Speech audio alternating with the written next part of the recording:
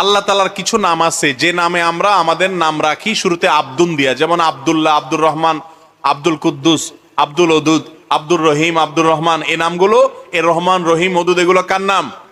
আল্লাহর নাম। এই আল্লাহর নামের শুরুতে আব্দুন যুক্ত করলে অর্থ হয় অমুকের গোলাম, রহমানের গোলাম, রহিমের গোলাম, অমুকের গোলাম। এই আল্লাহর সমস্ত গুণবাচক নাম দিয়ে শুরুতে আব্দুন লাগায়া নাম বানাইলে তার মানে আল্লাহর গোলাম। এক কথা কি অর্থ হয়? আল্লাহর গোলাম।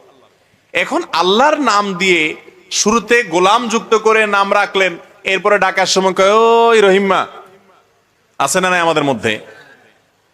এগুলা উচিত না, গুনাহের কথা।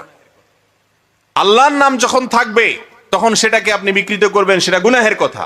আবার শুধু আল্লাহর নামটা দিয়ে ডাকবেন, শুধুতে আব্দুন যেটা আছে, আব্দুল্লাহ, আব্দুর রহমান, আব্দুল সবুর, আব্দুল ওদুদ, হ্যাঁ, আব্দুল কুদ্দুস, এগুলো না বলে ডাইরেক্ট কুদ্দুস ও সবুর, এইভাবে যদি আমরা বলি জায়েজ হবে কিনা? এটার উত্তর হলো আল্লাহর গুণবাচক নাম দুই রকমের আছে। কয় রকমের আছে?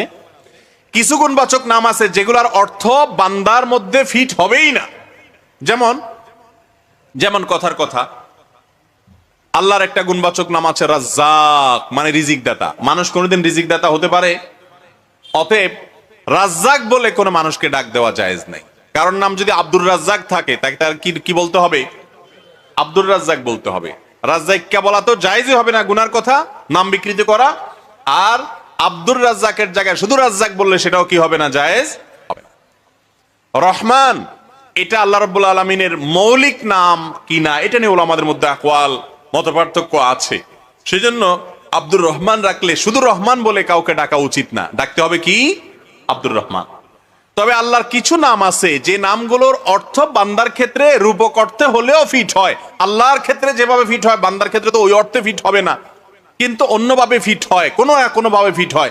সেই নামে যদি ডাকা হয় গুনাহ হবে না, কিন্তু সেটার ক্ষেত্রে উত্তম হলো আব্দুন দিয়ে ডাকা, ডাইরেক্ট না ডাকা।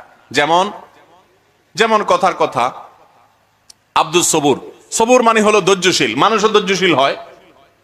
তো এই নামে যদি কাউকে সবুর বলা হয় তাহলে আল্লাহর মধ্যে যেরকম ধৈর্য আছে ওই মাত্রার ধৈর্য মানুষের মধ্যে থাকবে না, কিন্তু আছে। সেই হিসাবে সবুর বললে গুনাহ হবে না সরাসরি, কিন্তু আব্দুস সবুর বলাটা উত্তম। আমাদের নবী করিম সাল্লাল্লাহু আলাইহি সাল্লামকে কোরআনে আল্লাহ তাআলা নিজে রাউফ বলেছেন, রহিম বলেছেন, বলেছেন না? বলেন নাই?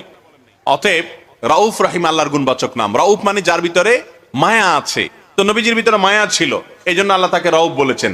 এখন কারোর নাম যদি আব্দুর রউফ হয় আর তাকে আপনি যদি বলেন ও রউফ ভাই, তাহলে গুনাহ হবে না, কারণ এই নামের অর্থটা আল্লাহর ক্ষেত্রে ফিট হয়, বান্দার ক্ষেত্রেও ফিট হয়। যদিও আল্লাহর ক্ষেত্রে যে অর্থে ফিট হয় সেই অর্থে কোনোদিন বান্দার ক্ষেত্রে ফিট হবে না। কথা কি